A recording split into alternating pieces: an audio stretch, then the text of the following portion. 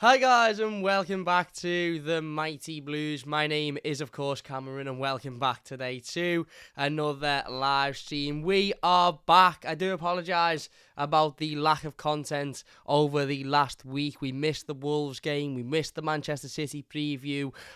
Pretty simple really. I've had quite a busy manic week. For those of you that don't know, I've been away over the Christmas/New Year period. I flew out to Tenerife with my friend and her family for the last week or so, and my intention was to watch the game, the Wolves game. Well, not watch the Wolves game because I was actually flying whilst the Wolves game was on, but watch the highlights, do a review, do a reaction video, and then do a preview for the City game and do a reaction video to that one on Saturday as well. However, when I was there, basically the internet connection wasn't very good anywhere I went, whether it be in the hotel I was staying in or whether it was to try and use the 4G or the 5G or whatever it may be out and about in Tenerife. It wasn't particularly great, and it was wanting to take, an hour or 2 hours to upload a video. I've actually got a Wolves reaction filmed on my phone, a 15-minute video where I sit down and rant and rave about how poor Everton's performance was against Wolves on Boxing Day. But because it didn't want to work, because the connection was never good enough, I didn't really want to sit there and stress. It was, my only holiday really last year. I know obviously we went to America with the Toffee TV lads, but that was very different circumstances. Of course it was a holiday, and of course I had a fantastic time, but very different circumstances to an actual sit down, relax, enjoy yourself and forget about everything that's going on at home holiday. This was that. So, when I was sitting there and it was wanting to take an hour, 2 hours, 3 hours to upload a video, I thought, you know what, sod this, I'm on my holiday. Everton have lost, anyway on Boxing Day, so I thought I'm going to relax, I'm going to enjoy myself, and, we'll get back to the content, we'll get back to doing the videos when I return home. I also had a couple of other things that went on over the last week or so that, just sort of basically, took priority in life for me trying to deal with and stuff.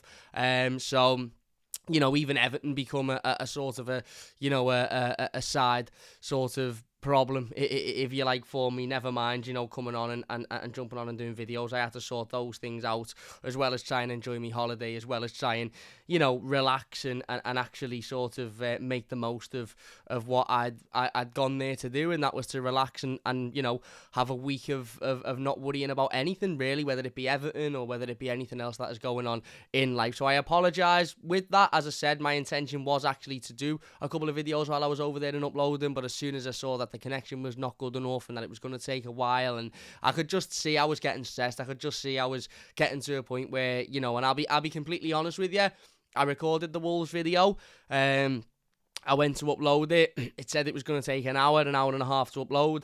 And my first thought naturally was, right, well, I need to go and find somewhere on this island. I went to Tenerife, for those that don't know. Somewhere on this island with good internet connection where I can sit down and I can upload this video. And then literally about 5 minutes later, I thought, what am I doing that for? I'm on my holiday. I've got a week off work. I've not got another week off work now until midway through this year, of course. I've paid a quite a considerable amount to go on holiday. I'm not going to sit there walking around spending one of the days trying to look for a place, on the island to upload a video. I'm just going to forget about it and I'm going to enjoy my holiday, and that's what I did, and I had a great time. I had a good relaxing week. Watched the game, as I said, watched the highlights of the Wolves game, and I'm not going to talk too in depth about it because this is the Manchester City review. Shocking performance. Shocking refereeing performance as well, to be honest with you. The tackle on Adissa Gay was one that for me should have saw red, but just another really bad Everton performance, but a really bad Everton performance that was slightly rectified by a really good Everton performance on New Year's Eve against Manchester City. A performance that leaves you scratching your head really and thinking, why can't we do that every single week? Because, although obviously the setup against Manchester City was very much what we would have expected, 11 men behind the ball, and effectively hanging on for dear life for large parts of the game.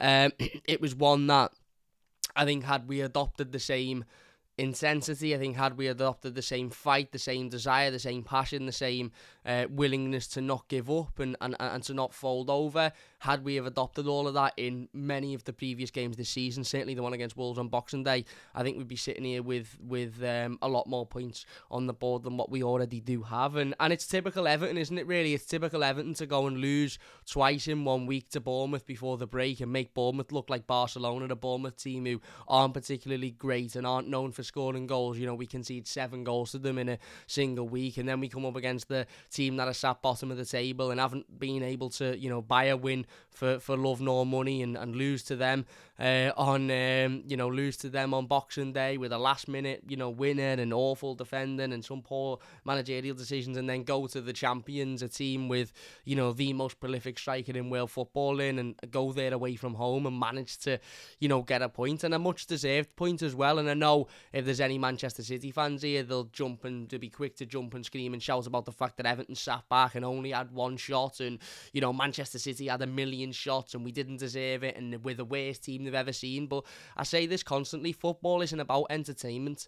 Football is not about entertainment. I couldn't give a fuck whether there was an Arsenal fan, a Tottenham fan, a Chelsea fan, a Liverpool fan who sat and watched that game on New Year's Eve and thought, oh, Everton are awful, look how anti-football Everton are, this is a disgrace, this isn't good enough, this, that. I couldn't give a fuck. What I give a fuck about is that I was sat there watching it, as I'm sure everybody in the Etihad, in that away section, was watching it, everybody at home. I was sat there in Tenerife watching it, thinking, this'll do. Sit back, soak up the pressure, this will do. I don't give a fuck that Manchester City had 756 shots at goal and Everton had 1. I don't really care that they had all of the possession and that we sat back, and that I was sitting there for 15 minutes at the end of the game with me bollocks in me chest and me mouth in me arse and all sorts of different body parts everywhere else. I don't really care about that. I care about the fact that Everton come away from that game with a point, a much, much, much needed point, and a point that ultimately may go on to you know, set us up for the next couple of games. And I'm not excusing the last, you know, 3-4 performances, because they haven't been good enough.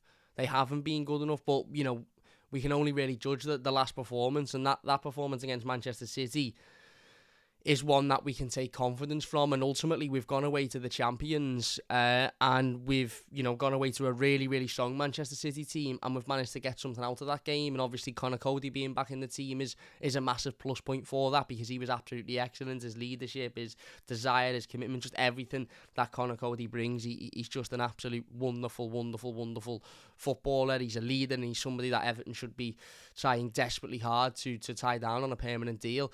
But it does leave you scratching your head. It does leave you a little bit frustrated that we can go to Manchester City and we can do that, but then we'll lose to Bournemouth twice in 1 week, or we'll lose to a Wolves team who aren't particularly good, you know, very good.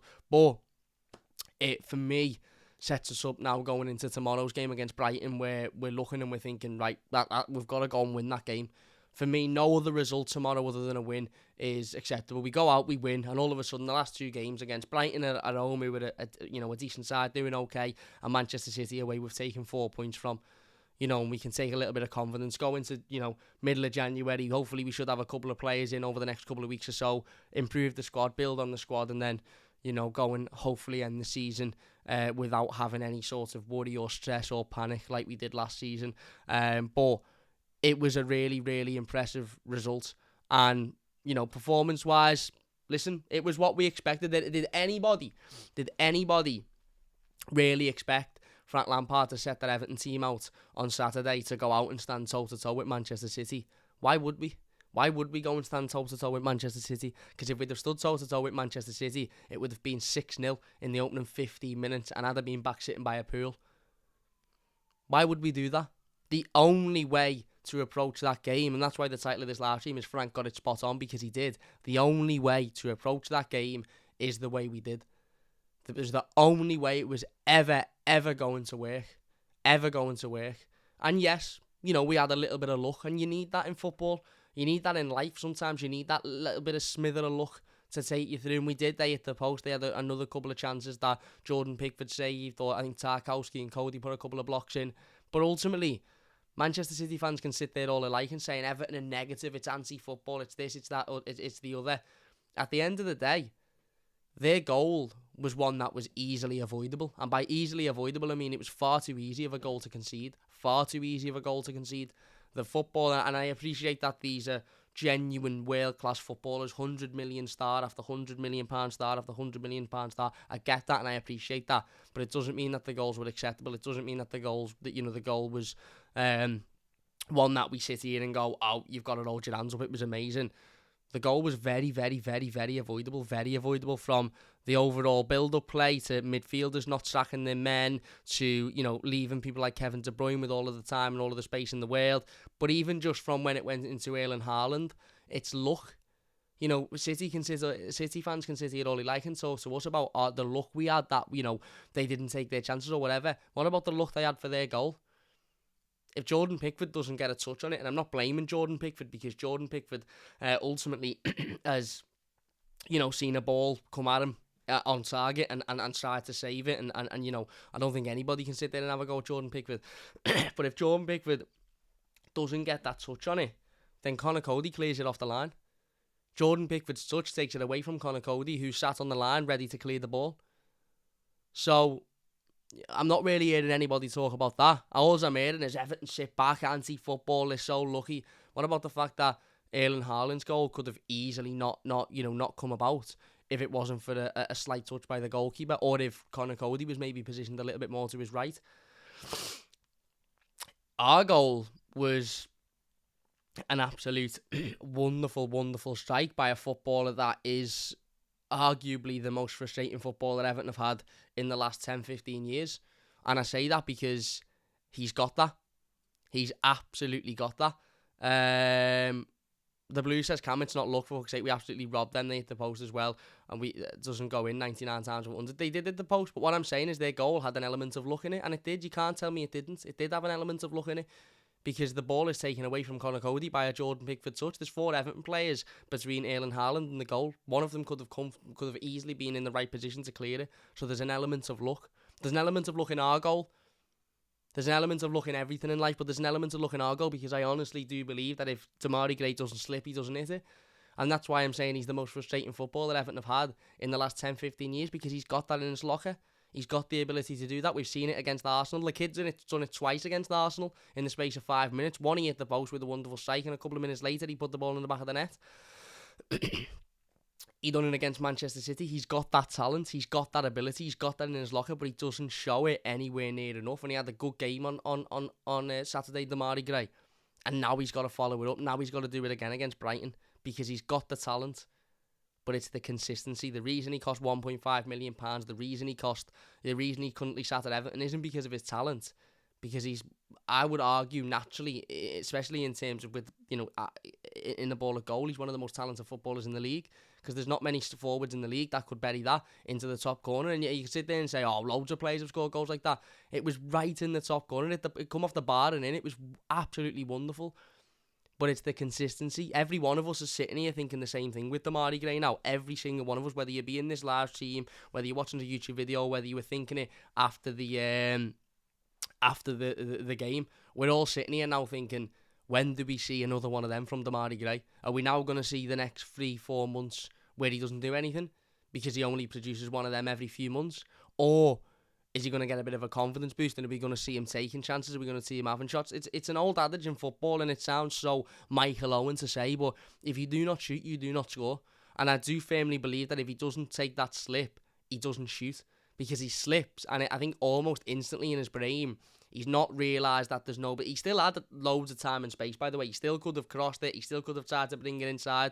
But I think the moment he slipped, he's sort of, in that instance, maybe assumed that there was then 2 or 3 Manchester City players around him, and he's thought, I've got to shoot. I've got no other choice. I fell over. I'm going to have no time with this. I've just got to get up and shoot. And he gets up and shoots. And it's a wonderful, and I think he's admitted, I think he's done an interview saying that, the slip actually helped him because it helped him compose himself, effectively saying, I fell over and thought, fuck, I've got to get up and I've got to hit this. And he's hit it, and it was absolutely brilliant. Absolutely brilliant. And the kid's got that in his locker, and he needs to produce that more and more often. But the game plan was spot on by Frank Lampard. I've got nothing negative to say about it. Did I sit there absolutely shitting myself for the last 10 minutes? Yes, I did. But that was because we were away to Manchester City. This is because, ultimately, we're away to the champions, a team with the best striker in the country and maybe even the world in a team with the best midfielder in the world, potentially even the best midfielder the Premier League's ever seen, at his prime, at his peak of his career. And this is an Everton team that have just lost on Boxing Day to the bottom of the league, bottom of the league team. And with 10 minutes to go from getting a really important point. It was absolutely spot on by the manager, absolutely spot on by Frank Lampard, tactically spot on. And it's only fair that we admit that, because when Frank gets it wrong, and when Frank does something that we question, when Frank does something that, whether it be substitutions, whether it be, tactics, whether it be decisions made, we're all quick to sit here and say, this was wrong, that was wrong, the other was wrong. So when he gets it right, you've got to give him praise, and Frank got it right on Saturday. And it is typical Everton, isn't it? It's typical Everton to lose to Wolves on Boxing Day, a team that haven't been able to look like they could buy a point for the last, since the start of the season, really. And then go away to the Etihad, a game that the majority of Evertonians would have ultimately said was a write-off, and go and get a point. And a deserved point. I do think it was a deserved point, because ultimately, we can sit here all we like and say, they had loads of shots on target and we didn't, or they attacked and they had loads of the ball and we didn't. The reality is, Manchester City's job on Saturday was to break Everton down, and they couldn't do it. They've done it once, and as I said, I don't care what anybody says, there's an element of luck in that goal.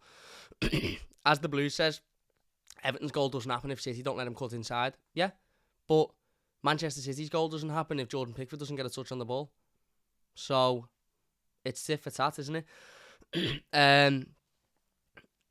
But as I said, it was deserved for me, because ultimately, I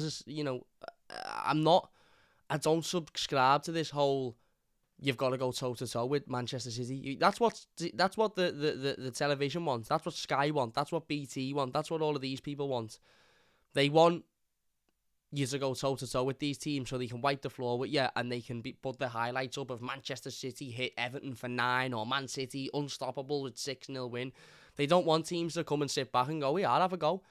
Manchester City couldn't break us through. They couldn't break us down. And ultimately, that's their issue. We got a point against the champions in a period where we're in really, really, really poor form. Let me just suggest this, by the way. Some tit in the comments, and there's been a couple of them saying, couldn't get up for doing a reaction for the loss to poor Wolves.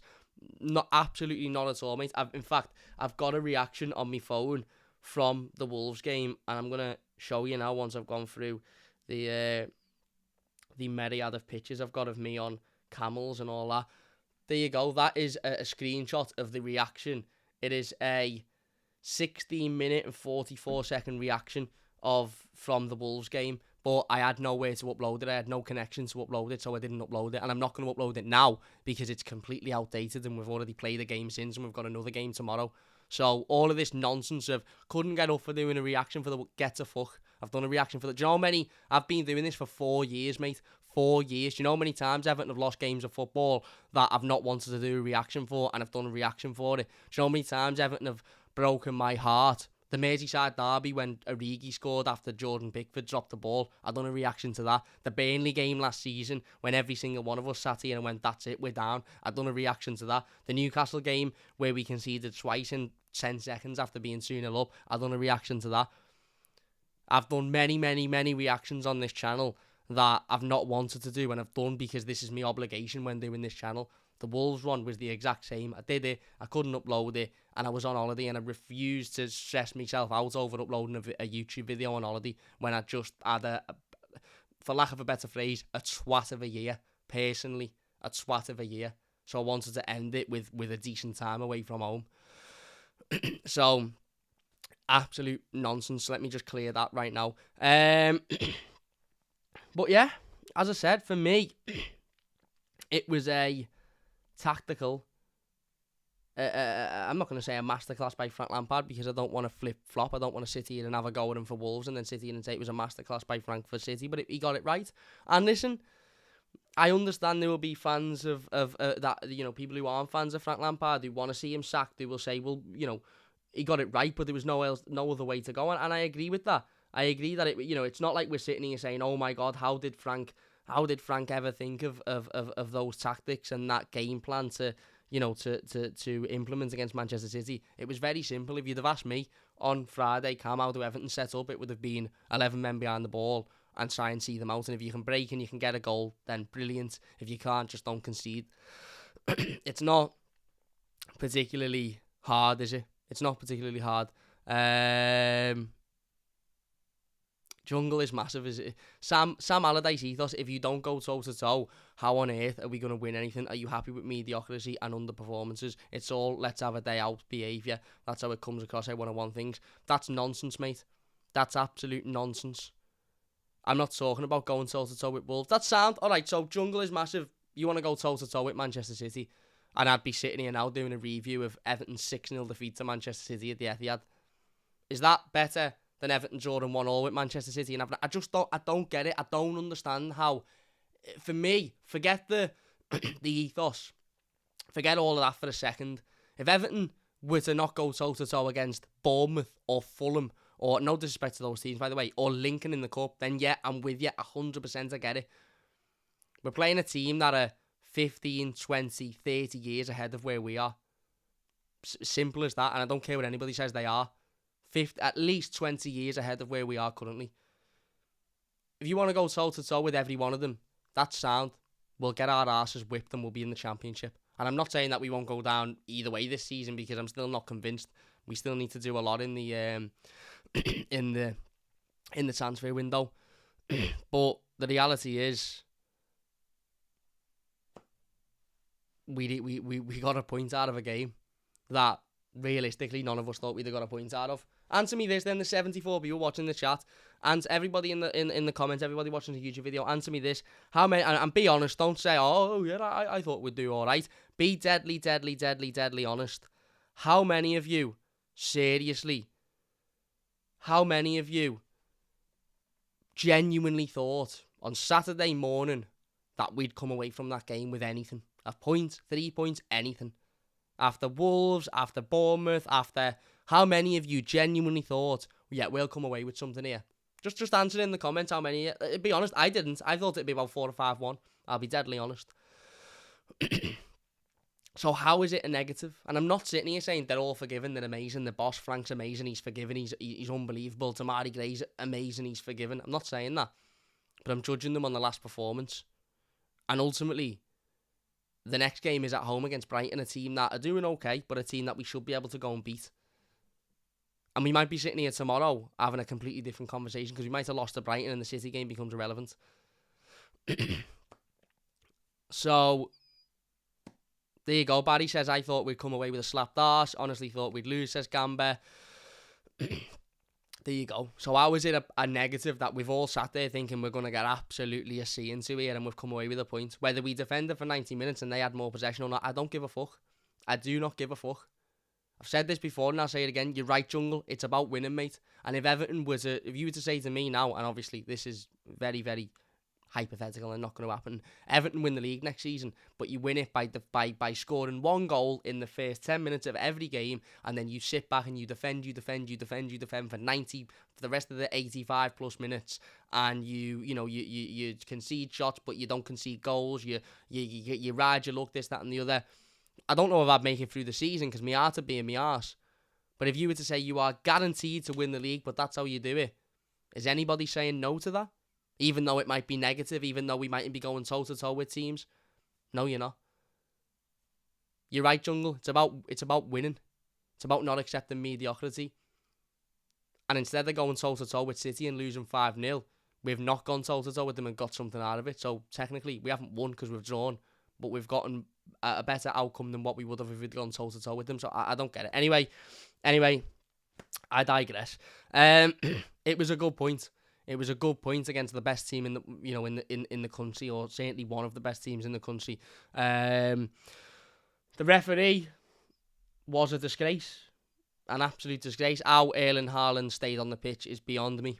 I don't care what anybody says. Oh, he doesn't make a lot of contact. There's not a lot in it, or this, that, and the other. He's 2 feet off the ground, and the rules very, very, very, very, very clearly state that if you are out of control, both feet off the ground, it's a sending off. So why is it different for Erling Haaland and Manchester City? He was out of control. He was 2 feet off the ground. It's a red card all day long. Red card all day long. And he did that because he got a tit on with himself because he's a petulant child.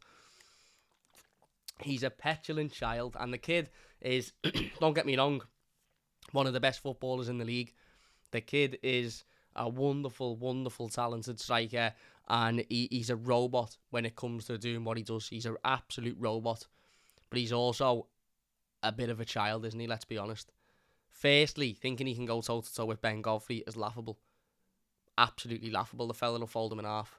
Secondly, throwing a foot in and this, that, and the other. And I can see this already. Erling Haaland won't receive a red card in the Premier League ever in his career. And he won't change the way he is. He won't change the way he plays. He'll throw elbows in. He'll throw heads in. He'll throw 2-footed tackles in. But the referees are shit scared of him because he's 6'3". He looks like he's been made in a cement mixer. And they're shit scared of him. He should have walked. It's as simple as that. He should have walked.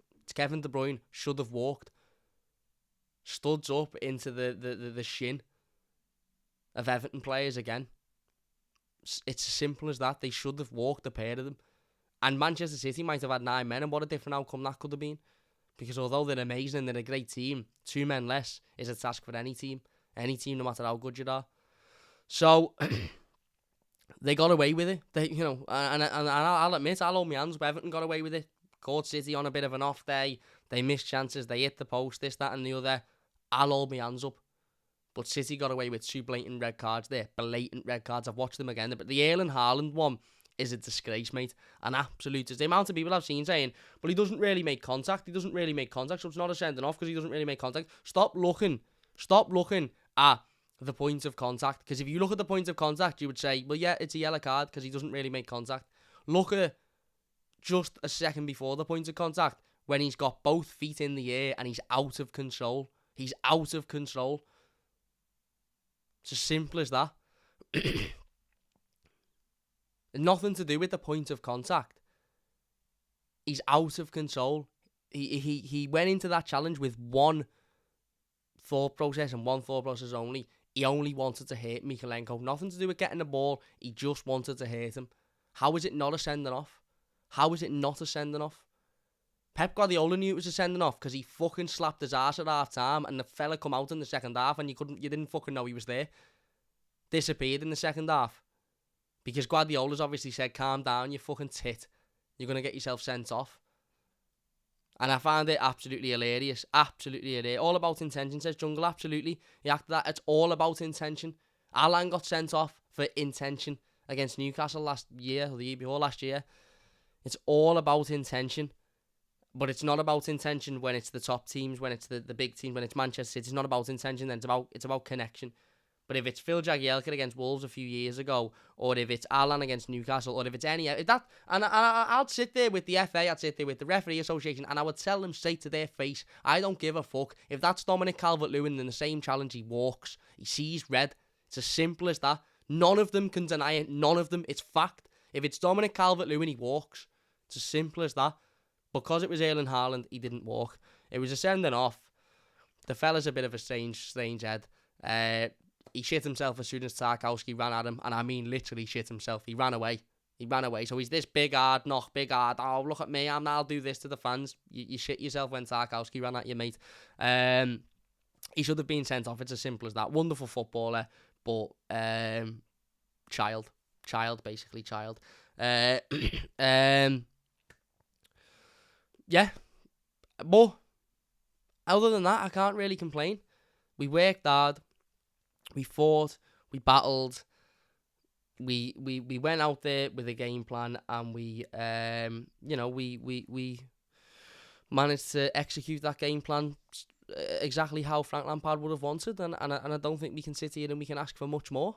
You know, if you're an Evertonian that wanted us to go toe-to-toe with City and beat them 3 or 4-0, then A, it was never going to happen, and B, you won't be happy with this result. But considering most of us sat there and went, get this one out the way, this is going to be an absolute disaster. So come away with a point, and yes, it was a wonderful goal by Demarai Gray, and as I said, for me now, Demari's got to prove himself. Damari's got to go out there and show that he can do that on a bit more of a consistent basis. Damari's got to have a confidence in himself, because as I said, if he doesn't fall over, he doesn't take the shot, and there's no reason he shouldn't have took the shot, because he's literally proven in the goal the quality he has. And we're going to need Damari to do more of that if we're going to stay up, even if we do go and buy another winger. And again, absolutely, the goal doesn't make me think, right, we're all right now, we can keep with Damari Gray. No, we need another winger, we need another striker, we need another creator. But Frank proved there that tactically he can know what he's doing. Now let's see what he can do tomorrow against Brighton. And the preview to that Brighton game will be out a little bit later on tonight, so don't forget to look out for that one in the coming hours. But yeah, we're going to leave it there then. Look, there wasn't an awful lot to discuss in this game. As I said, the referee was a disgrace. We rode our luck. They got a bit lucky. Great goal by Damari Gray. And now we go on to Brighton now. As I said before, I apologise for the lack of content over the last week, but if I'm being honest, my priority was enjoying my holiday, and as soon as I realised I wasn't going to be able to upload, I just I watched the games, and I obviously kept up to date on Twitter with the news and stuff, but I just wanted to enjoy my holiday because I've needed it, because I've had a bit of a twat of a year without trying to make people feel sorry for me or whatever.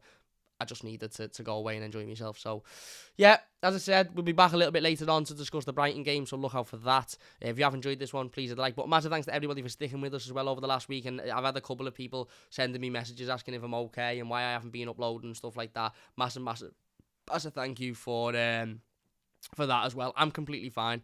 It had nothing to do with Everton losing to Wolves. It had nothing to do with me, being in a bad mental space. It was just that I've had a long, hard, strenuous year and I wanted to enjoy myself. So, but I appreciate the concern. Thank you all so much. As I said, we will be back later. If you have enjoyed this one, please do leave a like. Subscribe to the channel if you are new as well. It would mean a massive amount to me. And yeah, all as we can do now is look forward, look towards tomorrow's game, and hopefully go and get 3 points, because that would be big. That would be big if you can come away from City and Brighton with 4 points. Then that would be big in moving forward. So let's all big thank you all for watching. Leave a like if you enjoyed this, subscribe if you're new, and we'll see you later.